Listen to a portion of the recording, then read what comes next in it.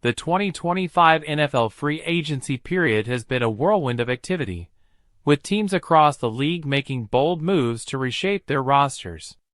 While many signings have been met with enthusiasm, several contracts have left analysts and fans scratching their heads. These deals, while not necessarily bad, raise questions about value, fit, and long-term impact.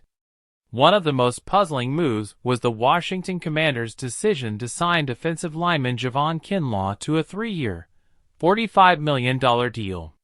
Despite a career-high 4.5 sacks last season, Kinlaw's injury history and inconsistent production make this a risky investment. With only 9.5 sacks in 58 career games, the Commanders are betting heavily on their ability to unlock his potential, a gamble that could backfire given the depth of defensive line talent in the upcoming draft. The Green Bay Packers raised eyebrows with their 4-year, $77 million contract for guard Aaron Banks.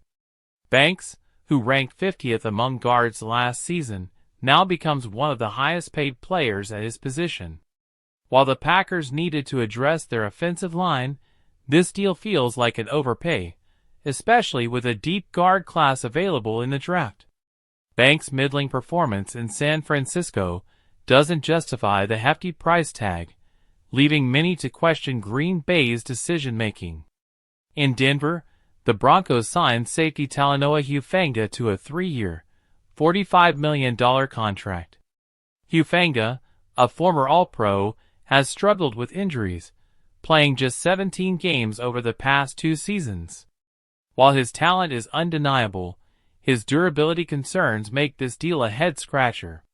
The Broncos are banking on Hufanga returning to his 2022 form, but his recent injury history casts doubt on whether he can live up to the contract.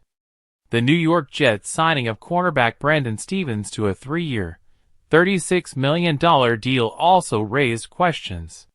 Stephens ranked among the league's lowest-rated cornerbacks last season, yet the Jets gave him more guaranteed money than several higher-performing peers. While Stephens is young and has room to grow, this contract feels like an overreach, especially for a player who has yet to prove himself as a reliable starter. Finally, the Seattle Seahawks' decision to sign veteran defensive end DeMarcus Lawrence to a 3-year, $42 million deal has drawn criticism. Lawrence, while still productive, is coming off a season-ending foot injury and will turn 33 before the season begins.